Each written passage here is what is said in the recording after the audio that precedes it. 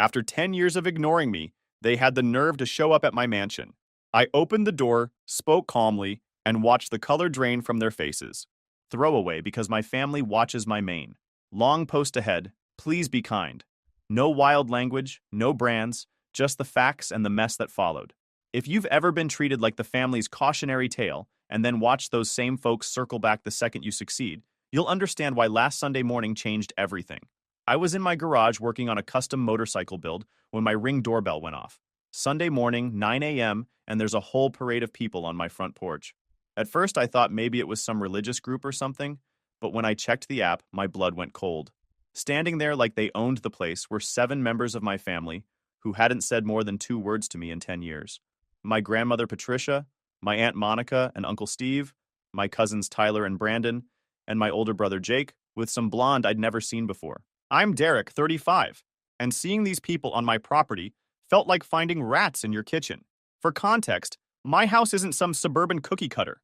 It's a 4,500 square foot custom build on 5 acres outside Austin, complete with a 4-car garage, workshop, and enough land that I can't see my neighbors. The kind of place that cost me 7 figures, but was worth every penny. My first instinct was to ignore them. These were the same people who'd cut me out of family gatherings for a decade because I chose to start my own construction company instead of following their safe corporate career path. But something about their body language, the way they were all huddled together looking nervous, made me curious. The security cameras had caught them pulling up in 2 vehicles, Jake's beat-up Honda Civic that had seen better days, and what looked like a rental car that Uncle Steve was probably going to expense somehow. They'd been standing there for a good 5 minutes before ringing the bell, clearly working up the nerve. I watched them through the app as they whispered among themselves, Grandmother Patricia adjusting her handbag multiple times like she was preparing for battle. To understand why this visit was so mind-blowing, you need to know how we got here. Growing up in a working-class family in Houston, I was always the odd one out. My old man, Robert, was a shift supervisor at a chemical plant. My mom, Linda, worked part-time at a dental office. They were good people, but they had this narrow view of success. College, corporate job, suburbs, retire with a pension. My brother Jake was their golden boy. Straight A's, football team captain, full scholarship to University of Texas for business. I, on the other hand, was the kid who took apart lawnmowers in the garage and built tree houses that looked like something from a magazine. While Jake was cramming for exams, I was learning welding from YouTube and building custom furniture in shop class. The difference in how we were treated was night and day. When Jake brought home a report card, it was celebration time. Dinner at his favorite restaurant, calls to relatives to brag about his achievements. When I brought home something I'd built in woodshop, a jewelry box for Mom's birthday that took me 3 weeks to perfect, the response was always the same. That's nice, honey. Did you finish your algebra homework? Every Sunday, we'd go to Grandmother Patricia's house for dinner. She ruled that family with an iron fist, and her favorite topic was comparing all the grandkids to each other. Jake was always the success story. Tyler and Brandon, my cousins, were finding their path, which meant screwing around in community college. And me? I was the creative one, code for future disappointment. The hierarchy was established early and never changed. Jake got the good seat at dinner, next to Grandmother Patricia, where he could regale everyone with stories about his academic achievements. I usually ended up squeezed between younger cousins at the kids' end of the table, even when I was 16 and 17 years old. The whole extended family had this obsession with appearances. Aunt Monica married Uncle Steve, who worked in middle management at an insurance company, and they acted like he was some kind of business mogul. They lived in a decent house in the suburbs and drove lease cars they couldn't really afford, but they played the part of success. Their social media posts were carefully curated to show expensive dinners, vacation photos, and humble brags about promotions and raises. The cracks started showing when I was 17. Jake was finishing up his sophomore year at UT, making good grades, dating someone our parents loved. Meanwhile, I was getting into trouble at school. Not for anything bad, but for skipping classes to work construction jobs under the table. I was making more money as a high school student working weekends than most adults in our family made in a month. The money I was earning wasn't just pocket change either. I was pulling in $800 to $1,000 per weekend doing framing work, concrete pours, and finish carpentry. By senior year, I had saved up $15,000, more than my parents had in their emergency fund. But instead of being proud, they were embarrassed. When neighbors asked about my weekend jobs, Mom would quickly change the subject or make excuses about me helping out a family friend. When I told my parents I wasn't going to college, it was like I'd announced I was joining a gang. The fights were epic. Dad threatening to kick me out, Mom crying, calling me selfish and ungrateful. But the family reaction was even worse. At Jake's graduation party, grandmother Patricia cornered me by the barbecue pit. Derek, this construction phase needs to stop. You're embarrassing the family. Jake has a real future. You're just playing with tools. That conversation lasted 20 minutes, with her listing all the ways I was disappointing the family. She brought up my cousin Michael, who'd gone to community college and now worked at a bank. She mentioned family friends whose kids were pursuing respectable careers in teaching and nursing. She even compared me to the neighbor's son who'd enlisted in the military. At least that was honorable service instead of manual labor. That's when I knew I was done trying to fit into their narrow box.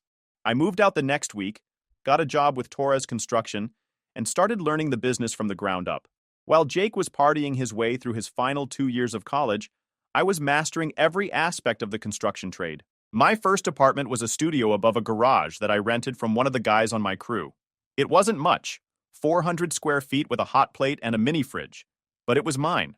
I furnished it with pieces I built myself and felt more at home there than I ever had in my childhood bedroom. The family's attitude became clear pretty quick. At family gatherings, they'd ask Jake about his internships and career prospects with genuine interest. When they talked to me, it was all polite questions about my handiwork and suggestions that I think about going back to school for something more stable. The condescension was subtle but constant. Uncle Steve would pat me on the shoulder and say things like, "Well, somebody's got to do the physical work, right?" Aunt Monica would ask if I was still doing the construction thing, like it was a hobby I'd eventually outgrow. Cousins Tyler and Brandon, who were barely passing their community college classes, would make jokes about me being the family's muscle for hire. The breaking point came when I was 23. My brother Jake had landed a mid-level accounting job, making $45,000 a year, which the family treated like he'd won the lottery. Meanwhile, I'd just started Rodriguez Construction, with 2 guys from my crew, armed with a $25,000 loan against my truck and every penny of my savings. Starting my own company wasn't a whim. I'd spent 5 years at Torres Construction, learning everything about bidding, project management, permits, and dealing with suppliers. My boss was grooming me to take over, but I was too impatient to build something of my own. Those first months were terrifying. Sleeping on invoices, hoping clients would pay on time, doing everything from accounting to clean up myself. But we were getting results. Our first major project was renovating a 1920s bungalow, and the before and after photos started circulating around town. At Christmas dinner, I made the fatal mistake of trying to share my success. I'd just landed a $380,000 custom home contract, my biggest job yet. When I mentioned it, hoping for some family support, the response was brutal. "That's nice, Derek," Aunt Monica said, barely looking up from her phone. "But what happens when the construction market crashes?" "Jake has job security." Uncle Steve nodded along. "Construction is boom and bust, kid. You should think about getting your real estate license or something more reliable." What followed was a masterclass in backhanded compliments and concern trolling. They questioned my business model, wondered about my insurance coverage, and suggested I was being reckless. Meanwhile, Jake sat there smiling while everyone praised his smart career choice. But grandmother Patricia delivered the killing blow. "Derek, playing contractor is fine for now, but when are you going to settle down and get serious? Jake's already talking about buying a house with Sarah. You're still living in that apartment, working with your hands like a laborer." The word laborer was said with the same tone you'd use for criminal. In that moment, I realized these people would never respect what I did, no matter how successful I became. The irony was thick. Jake's secure job paid less than I was making working for someone else, and my new company was on track to gross $400,000 in its first year. I left early that night and didn't look back. The final straw came at Jake's engagement party. By then, my business was pulling in $600,000 annually, and I was personally netting about $180,000. I offered to help with costs. The response? "Thanks, but we've got it covered. Maybe just bring a nice gift." At the party, I was seated with family friends I'd never met while Jake's college buddies sat at the main family table. When Jake gave his speech thanking everyone who'd supported him, he mentioned his boss, professors, even friends from school. 8 minutes of gratitude for everyone who'd helped shape his life, and I wasn't worth a single sentence. That's when I stopped trying. If they wanted to pretend I didn't exist, I'd make it easy for them. The next 5 years were the most focused of my life. Rodriguez Construction went from 3 people with a truck to 20 full-time employees with equipment worth more than most people's houses. I specialized in high-end custom builds and commercial projects, the kind where clients don't ask about price, because they know quality costs money. By 28, I was pulling in mid-six figures annually, but I kept it quiet. Drove the same F-250 work truck, lived in a decent apartment, and poured everything back into the business. The family had no idea what I was doing. When I ran into extended family around town, they'd ask how the construction thing was going, with that same patronizing tone. Meanwhile, Jake's suburban dream was cracking. Word travels in small circles. His mortgage was high, plus car payments, credit card debt, and a wife with expensive tastes and no income. The real estate boom hit Austin hard around 2018, and everything changed for me. Suddenly, every successful business owner wanted custom houses, and they all wanted the guy who built quality without cutting corners. I landed 3 contracts in 6 months worth over $2 million total. These weren't ordinary projects. A 6,000 square foot modern farmhouse for a tech founder, a historic downtown building conversion, a custom workshop for a rare car collector. Each project pushed my skills and built relationships with clients who became repeat customers and referral sources. That's when I bought 5 acres of hill country and started planning my own place. Not to show off, but because I wanted to build something that would last. The design process took months. Traditional exterior with every modern convenience, built to last generations. Custom millwork, imported tile, commercial-grade everything. The garage was set up like a professional shop. The office overlooked my own engineered lake. By 2020, I was worth millions on paper. Rodriguez Construction was booked solid for 18 months out. I had employees making more money than most college graduates. But to my family, I was still just Derek, who worked construction. The isolation didn't bother me.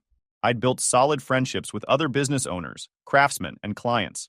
Real relationships based on mutual respect, not family obligation. When my crew needed help, we had each other's backs. When my electrician's house flooded, we spent a weekend rebuilding his basement for free. I dated but never got serious, especially after watching Jake's marriage implode when Sarah left him for a lawyer during his firm's downsizing. I had better things to do than play those games. The best revenge, they say, is living well. While my family was trapped in their suburban bubble, defining success by appearances and social status, I was building something real. Every morning I wake up on my own land, in a house I designed and built, surrounded by work that will outlast me. And you know what? It took them 3 years to even notice I was gone. When COVID hit, construction was considered essential. So while everyone else was locked down, I was busier than ever. People stuck at home wanted renovations, additions, custom offices. I added a second crew and started working on commercial projects for businesses, adapting to the new reality. The pandemic created opportunities I'd never imagined. Restaurants needed outdoor seating areas built quickly. Office buildings required modifications for spacing. Families who were working from home wanted dedicated office spaces, home gyms, and outdoor entertainment areas. My company pivoted faster than most because we'd always been adaptable. While big construction firms were tied up in bureaucracy and change orders, we could bid on a project Monday and start work Wednesday. Clients were willing to pay premium prices for that kind of responsiveness. By 2021, I was doing several million in annual revenue and taking home a strong personal income. I bought a new truck, some investment properties, and started looking at expanding into Dallas and San Antonio. The investment properties were a calculated move. I bought distressed places in good neighborhoods, renovated them with my own crews during slow periods, and either sold them or kept them as rentals. It was a natural extension of my construction expertise, and it provided diversified income streams that didn't depend solely on new construction projects. That's when Cousin Tyler's girlfriend saw my truck at a gas station and recognized me. She followed me on a social platform, which I barely used, but had a few photos of my work. Next thing I know, family members are creeping on my posts, seeing pictures of my house, my equipment, the high-end projects I was posting. My account was mostly a business tool. Before and after photos of projects, shots of the crew at work, occasionally a picture of a completed space. But to someone who knew me, it painted a clear picture of success. The projects were obviously high-end, the equipment was top of the line, and the quality of work was undeniable. Suddenly, after years of silence, I started getting random texts. "Hey Derek, hope you're doing well. Saw your post about that mansion you built. Looks incredible. We should catch up soon." The messages were transparently fake. Tyler, who hadn't spoken to me in 6 years, suddenly wanted to grab coffee and catch up. Brandon sent me a friend request after ignoring my existence since high school. Even Aunt Monica started liking my business posts, which was funny since she'd spent years telling people I was wasting my life. I ignored them all. If they wanted to reconnect because they discovered I had money, That told me everything I needed to know about their intentions. But I had no idea they were planning an ambush. I walked to the front door, steel-toed boots echoing on the entryway. When I opened it, the look on their faces was priceless. They were expecting the family failure they'd been talking about for years. Instead, they got a 6'2" guy in shape, wearing a good flannel and jeans that fit. "Derek," Grandmother Patricia spoke first, her voice trying to sound warm but coming off stiff. "What a beautiful home you have." "Yeah, well, hard work pays off," I replied, not bothering to hide the edge in my voice. The silence stretched on like a bad first date. Finally, Aunt Monica stepped forward with this plastic smile. "We were in town for the Johnson family reunion. You remember the Johnsons? We thought we'd stop by since we heard you lived out this way." The casual mention almost made me laugh. These people hadn't cared where I lived for 10 years, and now they're acting like we were close. Plus, the Johnsons live 2 hours away, so this wasn't exactly a casual stop-by. "How thoughtful," I said, my voice flat. "You want to come in? Or are we having this conversation on the porch?" They filed past me into the foyer, and I watched their eyes go wide. Vaulted ceilings, custom ironwork, original art on the walls. The works. The entryway alone probably cost more than most people's annual salary. Custom wrought iron chandelier, imported stone flooring with radiant heating, solid walnut staircase with hand-forged railings. Cousin Tyler couldn't help himself. "Man, Derek, this place is incredible. What did this run you?" "More than you make in 3 years," I replied without missing a beat. I gave them the full tour because I wanted to see their reactions. The living room with 20-foot ceilings and custom stone fireplace. The kitchen with professional-grade appliances and a center island bigger than most people's bedrooms. The office lined with awards and photos from high-end projects. Tyler kept making low whistles. Brandon was taking pictures for his girlfriend, which meant documenting everything to share later. Jake's new wife was calculating property values in her head, but Grandmother Patricia's reaction told me the most. She was reevaluating everything she thought she knew about me. The grandson she'd written off as a failure was clearly more successful than anyone else in the family. And the real reason reveals itself. We ended up in the living room with coffee and pastries. Small talk about weather, their drive out, safe topics that avoided the elephant in the room. I answered their questions about the house and business with just enough detail to make them understand the scale of what I'd built. The living room was designed for entertaining, with a seating area that could accommodate 15 people comfortably. The fireplace was faced with stone I'd quarried myself from the property, and the mantel was a single piece of mesquite that I'd had milled and finished by hand. Floor-to-ceiling windows provided views of the lake and landscaped grounds. That's when Aunt Monica cleared her throat, the universal signal that we were getting to the real reason for their visit. "Derek, we've been thinking about family lately," she started, using that careful voice that made my skin crawl. "Jake's going through some financial difficulties with the divorce settlement and legal fees." There it was, the setup. I kept my expression neutral and waited for the pitch. "Legal fees?" I asked, playing dumb. Jake looked uncomfortable, but Monica pressed on. "The custody battle with Sarah has been expensive. She hired one of those high-end divorce attorneys, and you know how messy these things can get." I knew exactly how messy they could get, because I'd been hearing about Jake's divorce through mutual acquaintances for months. Sarah wasn't just taking half of everything. She was going for alimony, claiming she'd sacrificed her career to support his advancement. The fact that she'd never had a career to sacrifice was apparently irrelevant to her attorney. Uncle Steve jumped in. "Actually, Derek, I've been looking at some investment opportunities in the construction sector. With your expertise and connections, we could probably put together something lucrative for the whole family." I had to give them credit for creativity. Instead of straight up asking for money, they were positioning it as business opportunities and family support. But I could read between the lines. Jake needed cash, and they'd decided his successful brother should provide it. The investment opportunity angle was particularly insulting. These people who'd never shown interest in my business when it was struggling were now ready to become partners now that it was successful. They wanted to skip the years of long days, financial risk, and building relationships with suppliers and clients. Grandmother Patricia delivered what she thought was the closing argument. "We've missed having you at family gatherings, Derek. It's time we put the past behind us and started acting like a real family again. Family takes care of family, after all." The audacity was impressive. After 10 years of treating me like an embarrassment, they were now ready to welcome me back to the family, as long as I brought my checkbook. I leaned back in my leather chair and studied their faces. These people had written me off when I was struggling to build something from nothing. Now that I'd succeeded beyond their expectations, Suddenly, they wanted to be family again. Truth time. That's interesting, I said, keeping my voice calm. Remind me, when was the last family gathering I was invited to? The silence was loud. They all looked at each other, hoping someone else would answer. Well, Monica said finally, you know how it is with busy schedules and everything? No, I interrupted. I don't know how it is. Why don't you tell me? More uncomfortable silence. They'd come here expecting the old Derek, the one who desperately wanted their approval and would do anything to belong. They were about to discover that version of me lived in the past. Jake finally found his voice. Derek, I know we haven't been as close as we should have been. Close? I interrupted. I haven't received a phone call, text message, birthday card, or holiday gift from anyone in this room in over 8 years. You got married twice and didn't even tell me. Grandmother here told people that I was a construction worker who'd never amount to anything. And now you want to talk about being close? Their faces went pale. The comfortable fiction they'd been living with, that our estrangement was somehow mutual, was being shattered by facts they couldn't deny. Tyler tried to play peacemaker. Hey man, maybe we all could have done better at staying in touch. Staying in touch? I stood up, my full height making them all look up at me. Let me tell you about staying in touch.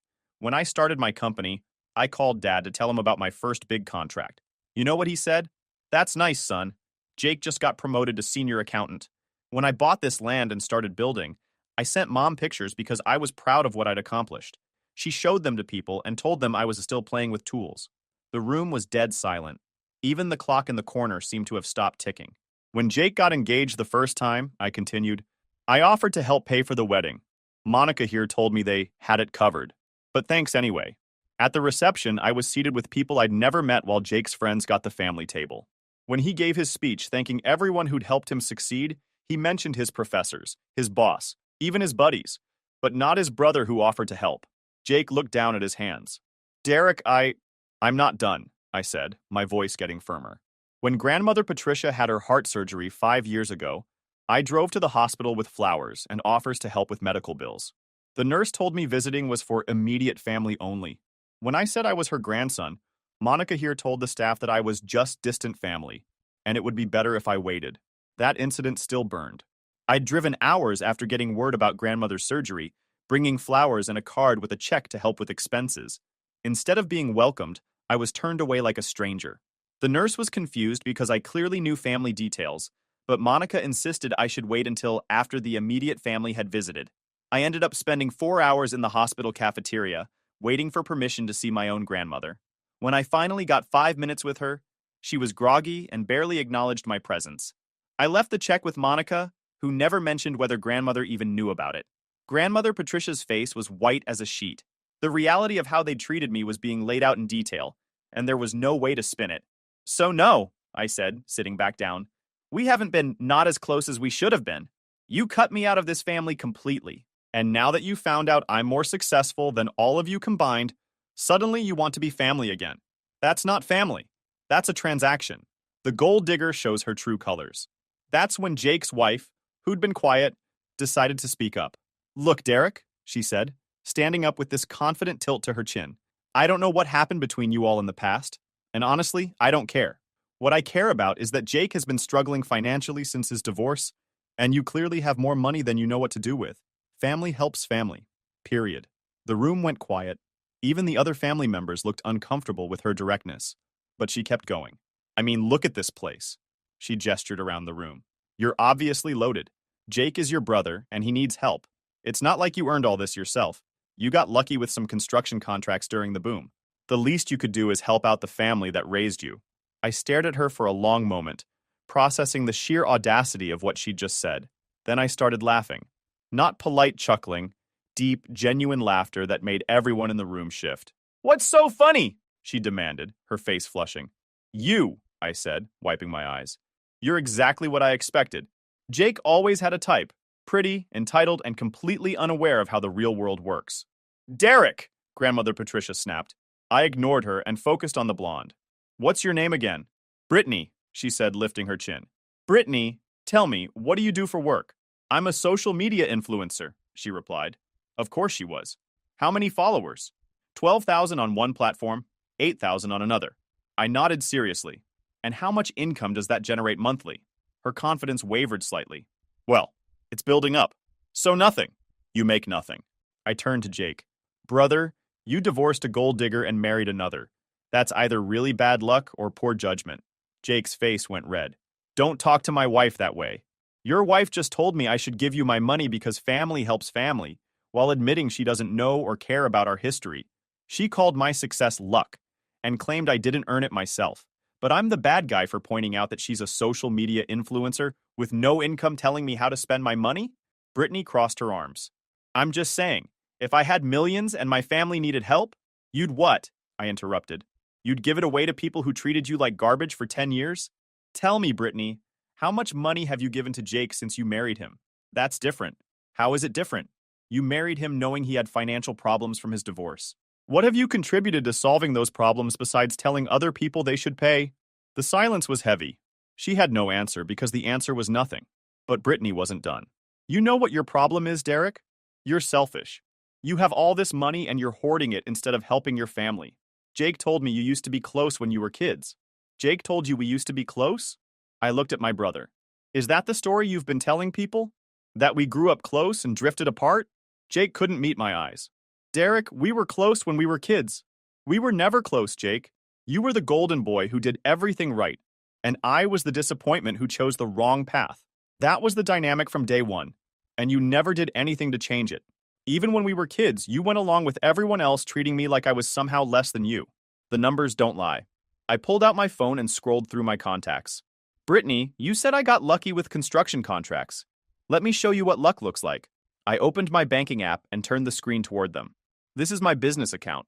Current balance, in the millions. That's just the checking account. Doesn't include investments, retirement accounts, or property values. Their eyes went wide, staring at the number on the screen. This house cost me a lot to build. I paid cash. The workshop has about hundreds of thousands worth of equipment. The trucks outside, the F-350 dually cost a fortune. The vintage car I'm restoring is worth 6 figures when finished. And that's just the toys. I switched to another app. My investment portfolio is strong. I own several rental properties with solid equity. Last year, my company generated multi-million-dollar revenue, and I personally netted a high income after taxes. The quiet was intense. They'd known I was successful, but seeing the actual scale overwhelmed them. So when you say I got lucky, Brittany, what you mean is that I worked long weeks for 15 years, built a reputation for quality that commands premium prices, and made careful financial decisions. But sure, let's call it luck. The final truth bomb. Jake was staring at his hands. Derek, I had no idea. No idea what? That your brother was successful? That I'd built something significant while you were playing office politics and getting taken to the cleaners? I tried to tell you about my success for years. You just weren't listening. I walked to the window again, looking out at my property. You know what the saddest part is? I would have shared all of this with family who actually cared about me. When I was building this place, I had visions of hosting family cookouts, having nieces and nephews come stay for summers, being the successful uncle who helped with school funds. Turning back to face them, I continued. But that required having a family that saw me as more than a disappointment. Instead, I built relationships with people who respected what I was building. My foreman? I helped him buy his own house. My office manager? I'm paying for her daughter's education. My concrete crew leader? I co-signed his business loan when the bank wouldn't approve him. Grandmother Patricia was dabbing at her eyes with a tissue. Derek, we made mistakes. Mistakes? I laughed once, short. Grandmother, you told people you were embarrassed to have a grandson who worked with his hands like a common laborer. Monica told her neighbors that I was the family failure who'd never amount to anything. Jake didn't even invite me to his first wedding. I pulled out my phone again. You want to know about mistakes? Let me show you what you really lost. I scrolled through my photos and found the ones I was looking for. This is the children's hospital wing I donated to build last year. It's named after our great-grandfather, the one who worked construction his whole life to feed his family. Their faces went pale as they realized the implications. This is the scholarship fund I established at the community college, every year for kids who want to learn trades instead of going into debt at four-year schools. And this, I showed them another photo, is the shelter I helped build and furnish.